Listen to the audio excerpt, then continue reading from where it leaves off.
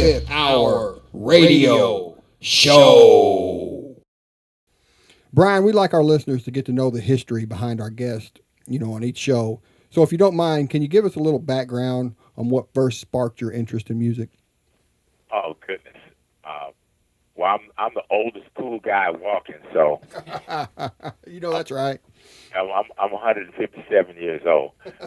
I started playing music back when I was like 5 or 6, and started playing piano. Not that somebody told me to, but my godfather used to have one, and I would go play it. And when I would stay over there, and when I got to be 5 years old, I asked my mother. I said I want a piano, and she said, Brian, she said, I would love to get you a piano, but she says, I think if I get you a piano, the next thing you know, you'd want the piano, and then 2 weeks later, you want a bicycle. And I can remember like it was yesterday. I said, Mom, you're right. I will want a bicycle, but I still want the piano. So she got me the piano, and I've been playing it ever since. Do you remember your first gig you ever played? How nervous were you? Well, I'm not really a nervous kind of guy. It's like in a certain way. Do you know what I mean? It's like and everybody's wired differently for different things. So it's like if you want to get me on something really high and have me walk around, do some stuff, that would make me nervous. Mm-hmm. So, but no, I wasn't nervous for a gig. I played music, and I didn't do it professionally. I just played, took little lessons here and there. I started a band when I got in high school, and I tell you one thing, I didn't know. I'll put this. I didn't know what the real level of my talent was. We had already had a band for about a year and a half or so, and man, I was already getting dates and starting to hang out. That's what it's all about, ain't it? Getting dates. You got to know that at the beginning. It still is. So anyway, we taped one of our shows, right? So we ran a tape recorder, and at the end of the show, I'm riding home in the car, and I put it on, and I say, must be something wrong with this tape player, because the batteries must be bad, because we sound like we're playing way too fast, and I'm singing out of tune. I said, oh, well, we get home, I put some new batteries in it.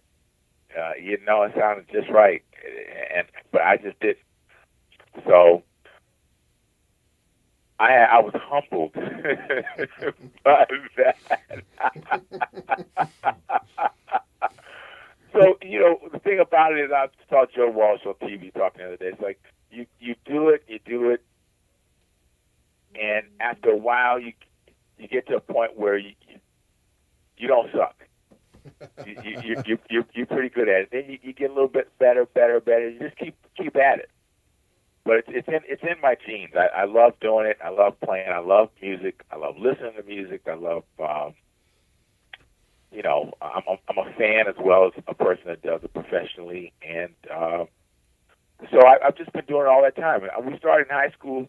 The name of our high school was Brian and Thangs, Thangs, and we had that band from '74 until 1980.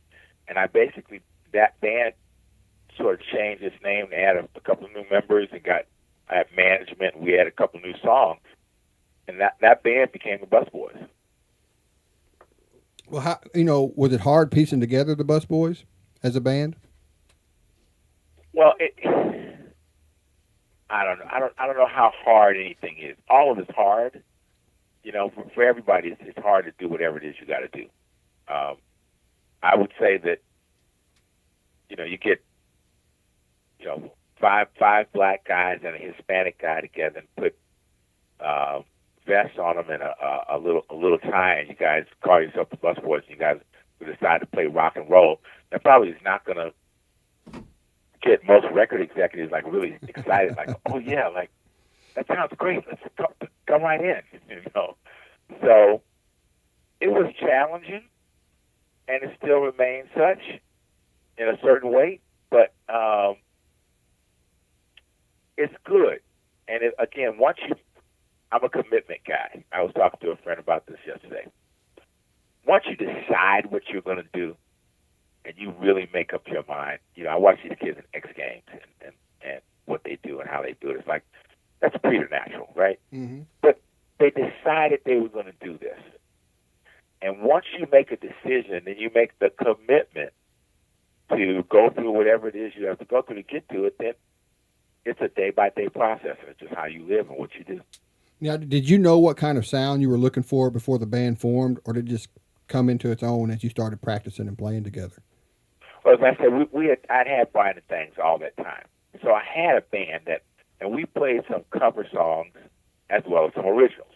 So some of the songs off of our first album I'd already written, and we were doing in that band. D-Day, maybe We Stand United, a couple of tracks in there we already had. And then a couple other tracks that we didn't make the record, but they were in that same style. And I was listening to a lot of bands. I mean, I'd always listened to a wide variety of music all my life. I listened to a bunch of jazz, I listened to a bunch of rock and roll, a lot of R&B, a lot of pop. I switch around on the dial all the time, just how it was. I didn't need a trophy for it. It's just what I like. And but during that time period, it's like 79, getting ready to go into 80. 78, 79, I was listening to the Cars and Talking Heads, as well as I'd always been listening to Led Zeppelin and Hendrix and a bunch of other great stuff. So, when I wrote a few songs, and I wrote a few more songs, and we got this a manager, Roger Perry, which Roger was really instrumental in helping the band be formed. And I appreciate his input, because he kind of helped. He was the guy I was bouncing things off of, like, how about this? How about this? Mm-hmm. Try that, and we sort of focused what the band changed the name from Brian and Things, obviously the BusBoys, and that was my idea. I was trying to pick a name that had to do with starting at the bottom and working your way to the top. Right. And most of the band members have been guys who had worked in kitchens one way or the other. So we got that name, and I started writing some songs, and we did it. And we used to have a very vibrant music scene here in Los Angeles. And some people may say it's still such, it's just different now. But the emphasis was on original music and on original bands. So there was a place called Madame Wong's, and then later on Madame Wong's West, and then all the Blue Lagoon Saloon, and then the Starwood, and of course the Whiskey A Go-Go on Sunset, which is world famous. It's legendary. Yeah, we made our debut performance there. We opened. I think we opened for Madness and the Go-Go's or something like that at Whiskey A Go-Go. Madness. Their song was Our House, wasn't it?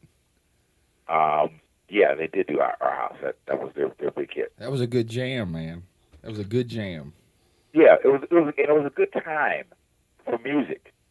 I mean, when I look around now, I went out last night. I was on Sunset Boulevard last night. I went out to the Rainbow Bar and Grill, which is right down the street from the Whiskey. Same people that run one are they've always been sort of co-involved. But there's some original music at the Whiskey, but you got like 7 bands. Like there's 7 bands that got to play, and I don't know if they have to sell tickets or what the deal is. It's like it's not the same thing. People used to come out to hear original music, and it seems like now we have more people interested in hearing what do you call them, tribute bands. They want to hear. I don't know. I guess not the Eagles, the Beagles. be like the Eagles or Soaring High, whatever they call themselves, right? So it was a different time. So the appreciation for original music was high, and our participation was, obviously we stood out, and we were really good. One of the things that made us really good for me is that while it seemed like we came like out of nowhere, right? I'd already had a band for 6 years. So remember, Brian and Thing started in '74. So when we hit the scene in 1980, at the beginning of 1980, I've been doing gigs and shows and had a chance to hone my skills and hear myself really bad on that tape player. And, Yeah. you know, working with stuff and getting your harmony straight and getting your performance. I've been doing that already for 6 year. So it was a 6-year overnight success.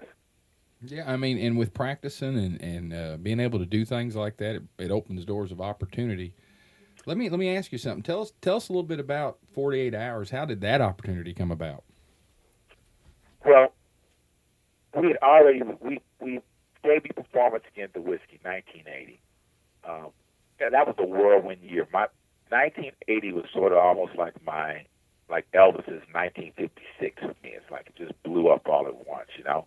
Been working at it for 6 years. All of a sudden, I got a record deal, you know, and it was the largest deal that it had ever been for previously. I signed Black Band. You know, we got 6-figure deals. Great, a lot of heat on us, a lot of writing from Wall Street Journal, L.A. Times. A lot of pressure. I didn't look at it like that, man. I was just like, where's, you know, especially when you're young, you almost feel like, well, it's about damn time. Yeah, you can take on the world. Yeah, you know, like you feel like, you know, you don't want to. It's not really about being a big head about it, but you felt like you deserved it and were working. That's what you were working towards anyway. Yeah, you were confident in what you were doing. Yeah, so it's not like, oh my God, and all these pressures on. I was like, shoot. And what's your name? You know, it's like, how you doing? Yeah, that's right. So we that first debut performance. We had a record deal by, I think, July or June or July of that year, and then we made a record that summer, and it came out at the end of that year. We went out on our first tour. That all happened all at once. Like, all right, so we went out and did a really successful, great tour. Our first album is still probably our best-selling record in a way. Your minimum wage rock and roll? Yeah, minimum wage rock and roll. The first album was the record. I mean, we were on tour, man. We get to a city, and that's before we had digital outlets for things and people knew how to do stuff. We'd sell out of records. They'd have like 100 records in the city. We'd have sold out of that city, all the records, 2 weeks before we came, and they wouldn't get any more records for another month and a half. You know, it was like slow motion, you know. But nonetheless, we were on fire. Mm-hmm. All right, so we come home from the first album, and it's time to do the second one. So we started working on it. We did that, and sat home here in L.A. and doing a few shows here and there, more locally than touring, you know. Mm-hmm. And then when we had finished the album, we had a new manager. His name was Michael Kleffner. He's no longer with us. God rest his soul. And Michael was best friends with John Belushi, and he was also really a big record industry guy. And he almost had kind of specialized, I realize now, I didn't realize it then, but sort of putting bands into films or having artists be with film things. And we were signed with ICM, International Creative Management, which is still one of the biggest agencies out there. Mm-hmm. And we had already finished this album, but it hadn't come out yet. And they were planning on filming 48 Hours, and, you know, people asked me, I said, did Eddie get you in a movie? I said, Eddie's happy to have gotten in the movie himself. It's like, he was on Saturday Night Live, and he was really hot. He was on fire, right? He was a special guy. But he was a replacement for Richard Pryor. Yeah, I read that somewhere. Richard was first cast as the lead role in that film, right? I'm sorry, say that again? I said Richard was first cast as the lead role in that film, and I don't know, he just turned it down or didn't get it or No, whatever. he Richard was having some of the problems that Richard would become famous for later. Okay. Um, but Richard wasn't able to do the film, and they said, why don't you get this new young kid, Eddie Murphy? And, halfway through the dailies and stuff, I guess they wanted to get rid of him, but Katzenberg was watching the dailies then, and before he was a studio head or whatever, he was just one of the guys working. They were looking at dailies and I don't know, we ought to get rid of this guy. And he looked at it and said, I think you better wait just a minute and let this film some more. You may have something on your hands. I think this is pretty doggone good. And of course, Eddie went on to be one of the most prolific actors and comedians and box office successes in the history of the business. He's made billions of dollars. But at any rate, that was his first film. And they had this scene where they wanted a rock and roll band, but they wanted a black rock and roll band. Well, there ain't a bunch of them, right? So, and Eddie was with ICM. I believe the director, Walter Hill, was with ICM. My manager knew people over at ICM. Excuse me. So it was kind of like they went to ICM and went like, so what do you got? And they said, we got something for you. Joel Silver, who was one of the producers, he and Larry Gordon on the film. Joel listened to New Shoes, mm-hmm. Which was already done and finished on that record. I said, this is it. This will work for me all day long. So they called me up and asked me if I wanted to be in a movie. I said, sure, great. Went and met with Joel, and he says, okay, so he says, I need 3 more. I'm going to use New Shoes. He says, I need 3 more songs sort of in that same groove. And for this club, he says, I need you to write them, and then I need to sign off on them, and then you guys need to produce them as quick as possible. And I said, great. So that was just one afternoon, and I drove into town and hung out with him for a few minutes, and I went home and went to work. And I remember we had written 3 or 4 other songs for the thing, and the last thing I think we had to turn in 4 songs for him. So he was using New Shoes, turning in 4 more. And the last was at the end of the night. We had done all these other songs, 48 hour songs on 48 hours. We did a song on Monkey Mash. My brother did a song called Love Songs for Crazies. And I was like, we got to do one more song to fulfill the contract. And it was late at night. It was like 2 in the morning. The pizza boxes were like open with rinds in them. Like everybody wanted to go home. And here I am. I'm the leader. It's like, tell people, I said, we got one more song. They're like, oh, man. And he said, what's this opus called? I said, it's going to be easy. We're just going to do something in C. It's going to go, and they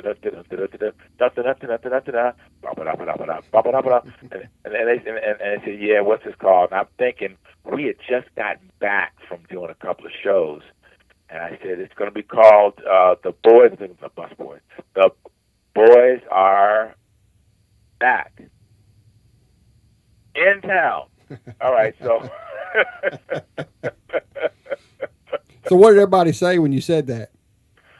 Like, oh man, anything to get us out of here, whatever. they were down with whatever. There was no debate. It was like, great. How's it go? Okay, great.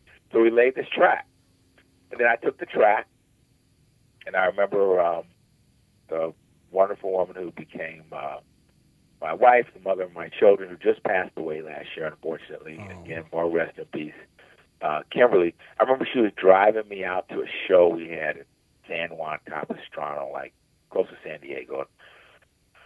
I had the track on a cassette, and I was writing lyrics to it as I went along. I wrote the lyrics, and I finished them when we did we did our show out there, and then I came back. And then I put the vocal to it, and I remember I went to the office and played it for Joel Silver, and Joel said, all right, I like these 4 songs. That'll work. I need you to get it done. If anybody tells you, you have any problems or whatever, because I said we have to work on some weird hours. He said, I don't care. Joel's the way he still is now. He said, I don't care. You tell them I said do it. Here's my phone, my private phone number. If anybody gives you any shit, you just give me a call. So we did the 4 songs. When we were done doing them, I can remember we were signed at Arista Records. I went to the my A&R guy, Buddy Scapa, and we were playing the songs. And I played Boys Are Back last because, again, in my mind, it was the one I just had to do to fulfill the contract. So you considered Boys Are Back as a filler? Throwaway. Mm-hmm. It was just, I just had to make it work, you know? Mm-hmm. And I remember him listening to it going like, huh. He says, that one there has a little something to it. And I thought to myself, A&R, man, what the hell do they know? If he knew how this song came about. So we went, well, the funny thing about being in the movie, we were just scheduled to be in the movie like as a flash. They didn't sign us because they knew who we were and how great our live performances were, any of that. We went to go record the film at a place. It was called Club Lingerie. I mean, it's called Frontman in the film, right? Mm-hmm. It's supposed to be in San Francisco, but it was really done right here in Hollywood at a place called Club Lingerie. And Club Lingerie, I knew really well because it used to be called the Sold Out. Same place I got the spelling for Johnny Sold Out off the first album, SOUL''D. And the Sold Out was the first club I'd ever played in Hollywood. I'd done that back in 1977, 78. And I knew the owners there. I remember I think they were fairly connected fellows. And they got changed over. They changed the name of the club when a new guy came in. It's called Club Lingerie. So it's like old stomping grounds, right? Yeah. So we get up there, and we were only scheduled to shoot for this one day. And I'm thinking, well, we'll go shoot this for a day for a movie. It's just part of what you do, you know. It's what you schedule to go do, you go do it.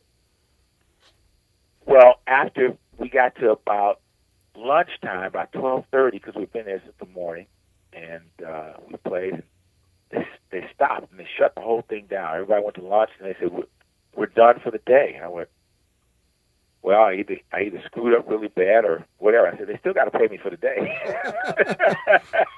The check still has to clear. That's right. So I went over. They called me over to go to have a conversation.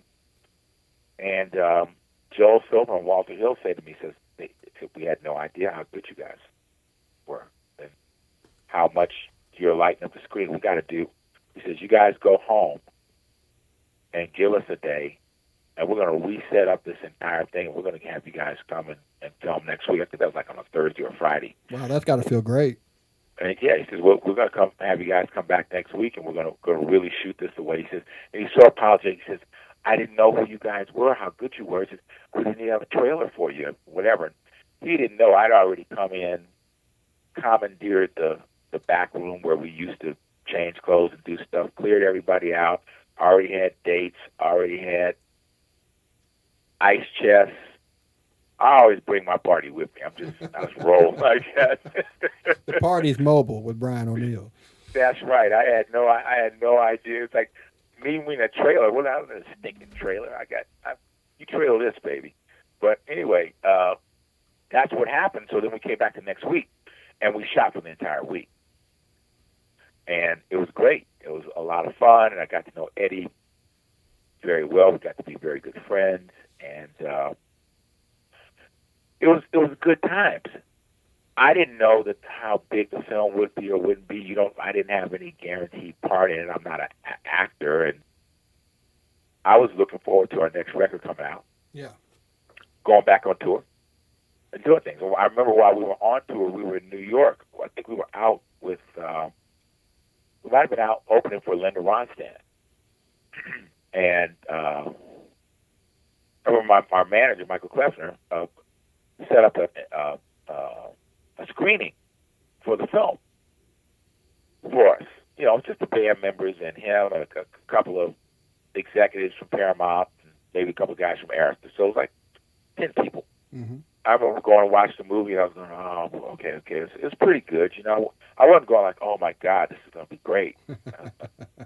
I was like, it was the middle of the day. I wasn't able to get my normal nap. We have a couple of shows coming up.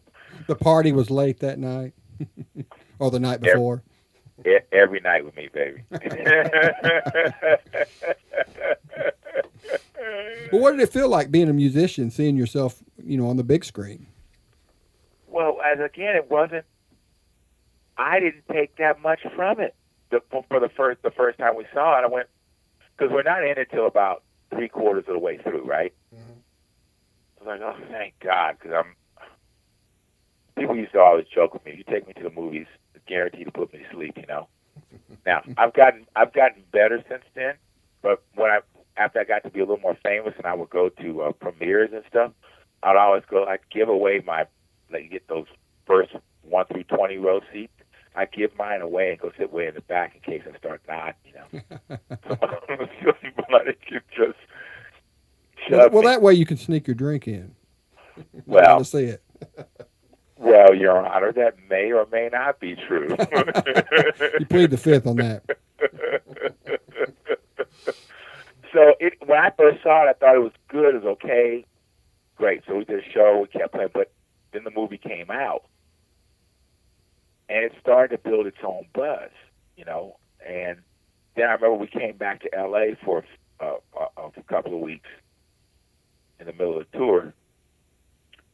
And I went to another screening here in L.A., and it was packed. And people were going nuts over the entire film, and over Eddie, and over our performance, and the whole thing, And I was like, well, what do you know? Good deal. It could be worse. What do you know? I'll have a double. Thank you. So that's kind of like how that all happened. And then the movie went for it had a long shelf life in terms of its playing and going down. And we ended up going on Saturday Night Live, and Eddie dressed up as a busboy and sang Boys Back With Us. Then we opened a tour for him, his Delirious tour. Oh, yeah. One of the funniest stand-up films of all time. Yeah. That was a really great time. That was a nonstop piece of fun and good business, Putting the two of us together, and his group of guys and my guys and all that. It was a nonstop party.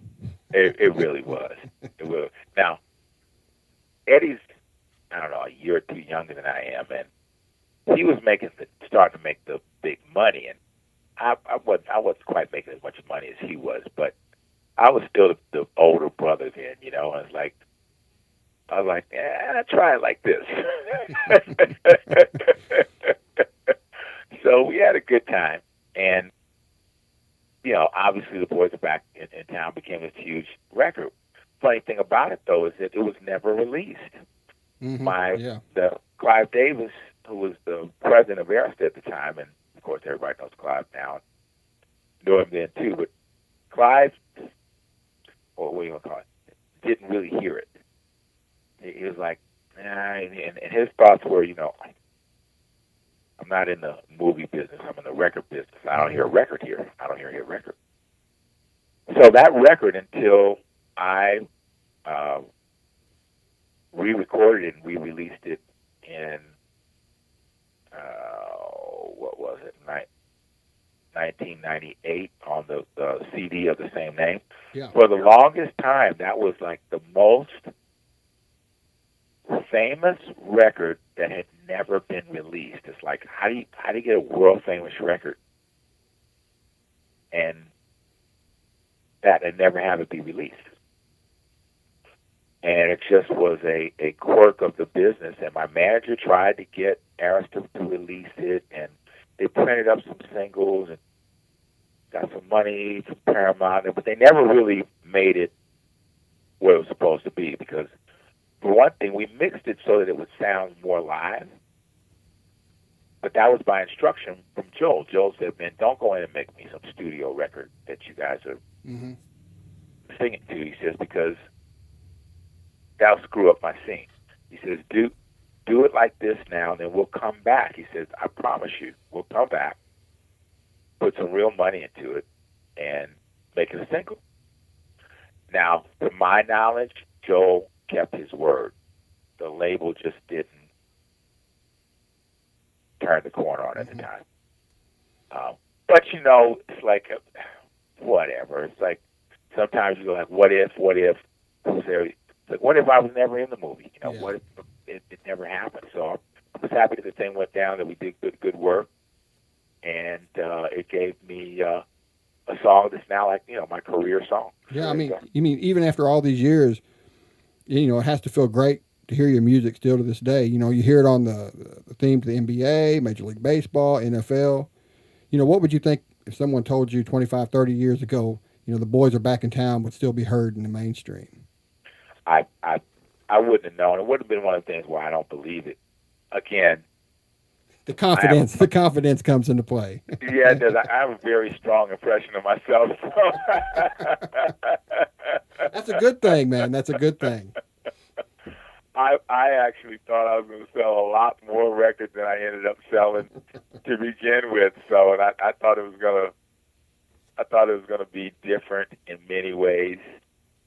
It was the same, but it's not as big as I thought it would have been in some ways. Mm-hmm. And again, these are not regrets. It's just the way the story goes. But again, I'm in it because I love it. I love music. I love doing what I do. I love writing songs. I love performing. I love doing what I do. So if I had to pay to do it, which frequently I do have to, it's okay. And sometimes things are really going your way and you get a good roll of stuff and it's all working. And some days it's just what you do. So that brings us to the release of your newest album, The Best of the BusBoys. What prompted you and the band to put this collection together for release? Well, I've had my own record label since we released that Boys our back CD, probably 98 or something. And it was before there was iTunes and all that. So I have both physical distribution and, of course, internet stuff. And, I went back and I said, it's not I didn't think of it as a greatest hits thing, but there is a best of situation, and what would be the songs that both had meaning in the career, help express the journey, and what all was involved, and then put a couple of new things on there. I said, I think it was about time to do that. So when I went in, I did it. Not only did I select the songs, I went back in and remastered them and tweak them just a little bit so they'd be have a little more punch and relevance, Mm-hmm.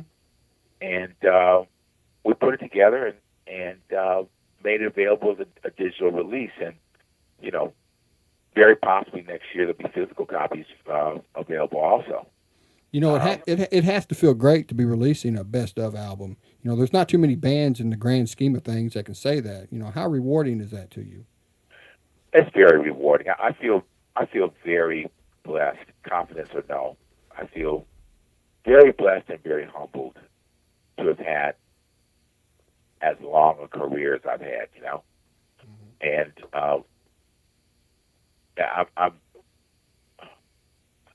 it's not how rich you are or any of that. It's like how long you've had a chance to do it, and it's the only thing I do for a living.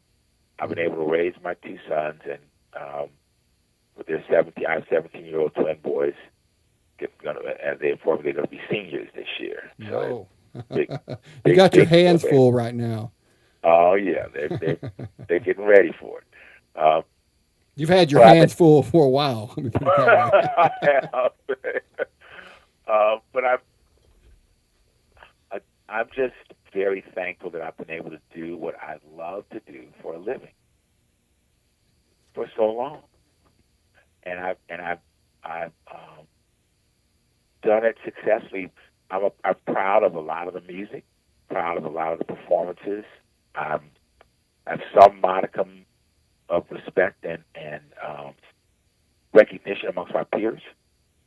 All the guys that I grew up listening to have become my at least not business associates, but professional associates.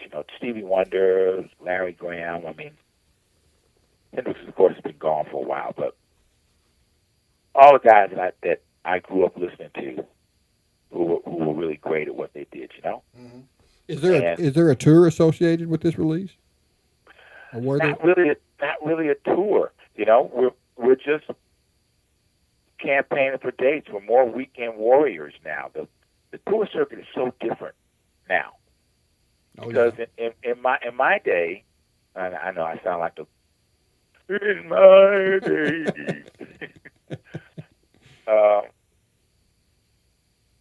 There were a bunch of clubs and medium-sized places to play. So places that held somewhere between 400 people and 1,500 people, right? Yeah.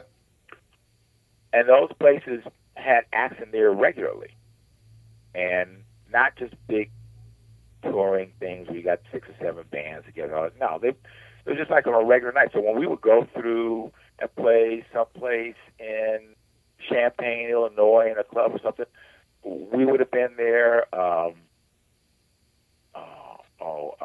Chuck Berry was coming. Jay Giles, right? Yeah, it was live. Right. Sure. So there was a lot. Well, I mean, but there were a lot of acts that were coming that week, and you would see on the board, okay, the BusBoys. But then after that, you'd see Jay Giles, and you'd see the Chuck, and then you'd see maybe a local band, and somebody else would be coming, the Tubes or something, right? Mm-hmm. And these places were vibrant rock and roll joints, and there were venues that had live music on the regular. So by regularly having bands play and there being people coming to see acts all the time at that club in that area, you know, like say, well, maybe they didn't know the BusBoys music that well, but I heard that they're pretty good. Why don't we grab a ticket and we go, right? Mm-hmm. It's really not set up that way anymore. I mean, there are a few still successful clubs and stuff now, but you can't string it up and out the way you used to be able to, in a way. So now you end up doing what I call weekend warrior work. You have an anchor date on a Saturday, maybe at a casino or a festival or something, and then you maybe get a couple of routed dates right before that. So maybe you get a Thursday and a Friday, or a Friday that, or a Sunday after that at somewhere a couple of 100 miles away, right? And you come back home. Mm-hmm. You're not able to just get on a bus and ride around just doing this. Now, I understand that many bands still get a van and a U-Haul and just go do it, you know? Do you miss those days? Being able to just get in a bus, tour across the country? Well, in some ways I do. But I got a pretty good life going right now, you know? I live here in Greater Hollywood. I got a really nice home. Just have to work on the weekends. That sounds like a pretty good, gig to me. Well, you work on weekends and you go out some other nights and you practice and you play and you have your own little studio and you do stuff. And I'm working on a new thing we'll talk about, I guess, it's called BusBoys TV, which we're getting ready to do. And I mean, you have to enjoy each part of your career. You know, it's almost like being in school. I had a really great time in junior high school. Do I want to go back to junior high school? No. I never wake up going, geez, I wish I could just spend 1 week back in junior high school. Never feel that way.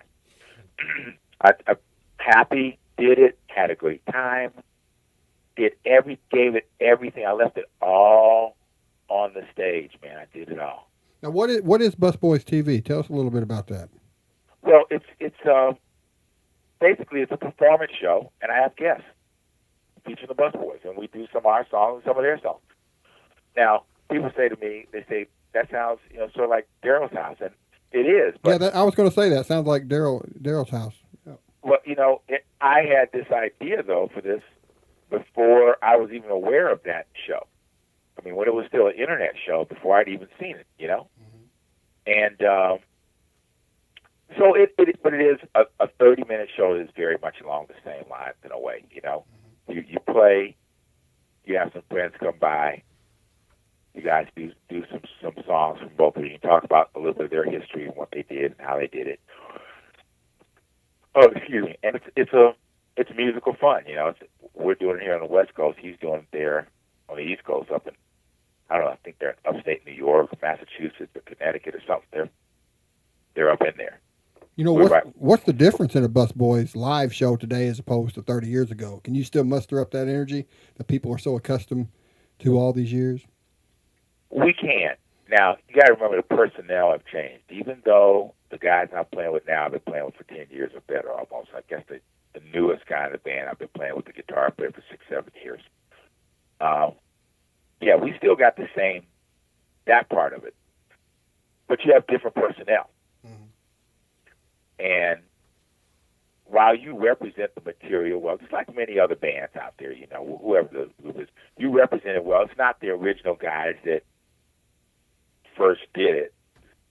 And the novelty of them having done it and you guys created it on the spot is a little bit different. You're a little bit more professional in a certain way. But it's still, we still got the same energy and the same thing, man. It's the same, you know, got the same drummer, Steve Felix, and sometimes Gus comes and sits in with us from time to time. The original guy sang and did new shoes. And we still put it out there, man.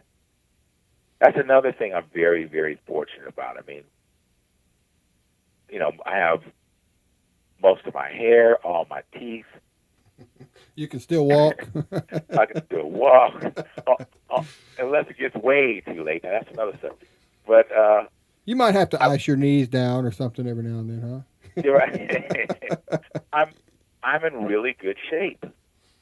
You know, I still go to the park and work out a little bit, do a little stuff here and there, and I weigh almost. I weigh a little bit more than I did when I was just a skinny little kid, but I don't weigh a whole lot. You know what I mean?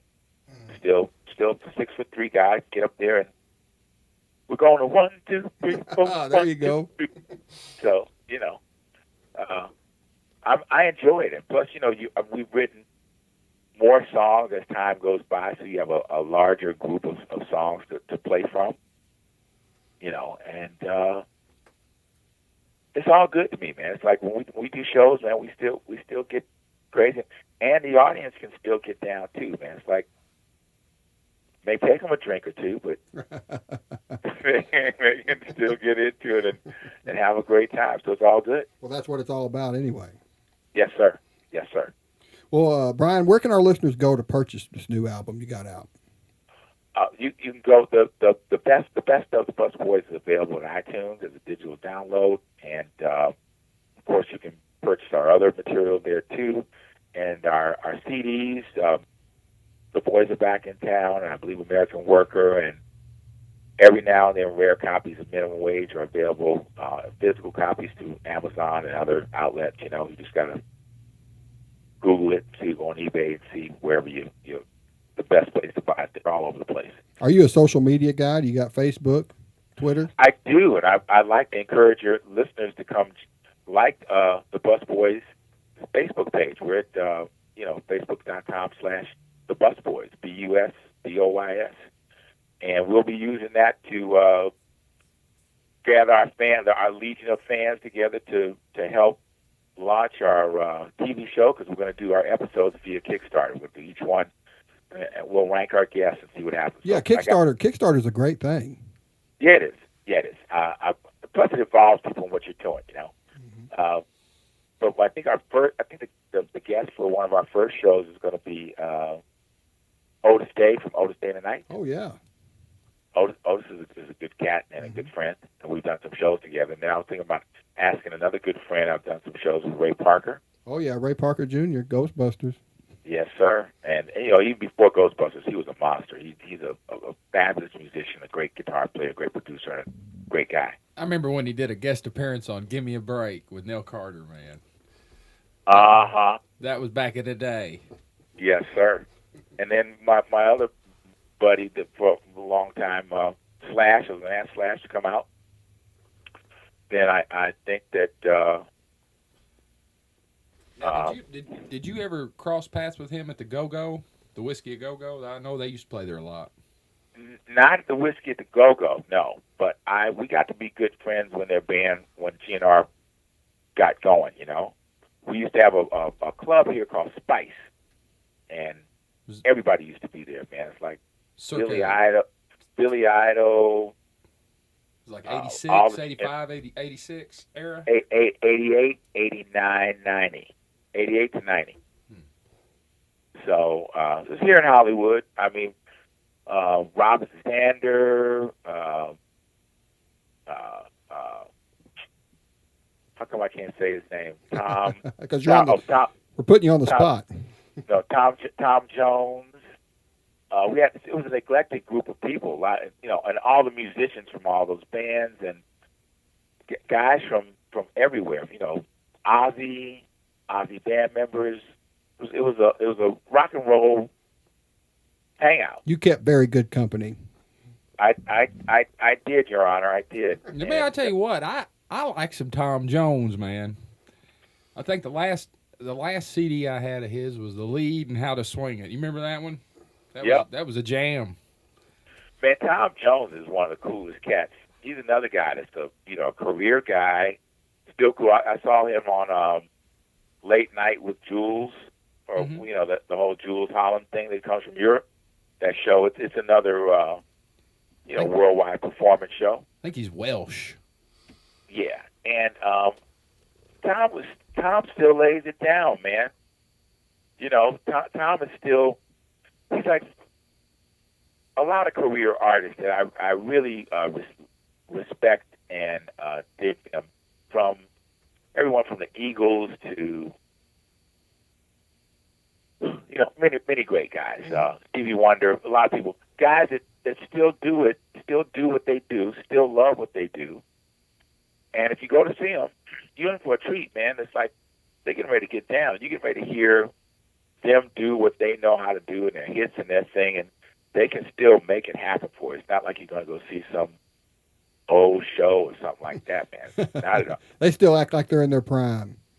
They are in their prime. They're just at a different part in their life, It's like they are great guys. So, anyway, we got a lot of guys who, Sammy Hagar, I'm trying to get, because my guitar player that was at the BusBoys, Vic Johnson, now plays with the Waparitas, and met Sammy through him.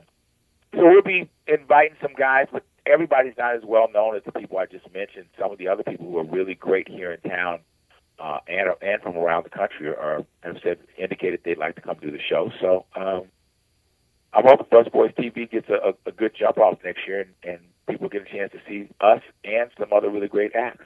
I got one more question for you. Yeah, man. What about this new Ghostbusters film? It's rumored to be in talks. You think BusBoys could come out with a new song for them? Hope springs eternal. I hope so. I hope so. I know the guys involved with that. I mean, the guy who directed the first two, Ivan Reitman, is one of the executive producers, and then Joe Medjick is a producer also. And I went to dinner with Joe Medjick a few months ago, and at the time they were still waiting for Bill Murray to decide he wanted to do it. Is he the only person they're waiting on? You didn't hear it from me, but yes. That's what I've been told. Oh, what's the holdup, Bill? Well, the funny thing about it is, like, the way their deal is set up is like all of the main principals have to agree to do it or it can't be done. So it's like the studio, all the actors, the director, everybody's got to be on board. And I think everybody was down with it except for Bill, and Bill finally said, okay, I think I want to do it, but not now. So we'll see. So what he's waiting on is that dollar sign. No. Quite honestly, I'm not shilling for Bill because I don't know him really well, but he's just that kind of guy. I mean, anybody that it's knows got to be Bill, perfect. It's got to be a perfect script. Yeah, he's already done it. He's not a guy that likes to do what he's done. I understand that completely. Yeah. If you look at the stuff he's done more recently, it wasn't because it was a lot of money. The thing he did where he played the president. I think he played President Roosevelt or something. Yeah, he wants to do something that showcases his acting abilities. Right. Well, yeah, he's making career decisions based on acting and things that are important to him, and I respect that. And he didn't say he wouldn't do it. He just you know, I don't, and I'm not on the phone with him every night. We're not going bowling, so hopefully he'll come around, or maybe he's already decided to do it. And if that happens, maybe we'll get a chance to throw something in there. You know, I hope so. I hope so. That would make the film. That would make the film definitely. Well, I'm gonna Facebook the producer and tell him you said so. Oh yeah, I got a lot of pull. As much as I do, anyway. So that makes two of us. That's called juice in the industry. Well, Brian, we're about out of time, man. I thank you so much for joining us tonight and sharing a little bit of your story and telling everybody where they can go to get this new album. I appreciate it ever so much, and I want to thank all friends and fans. If you don't already know about the BusBoys, check us out, because it's a ton of fun and some real great music. Well, Brian, you have a nice night. You do the same. All right.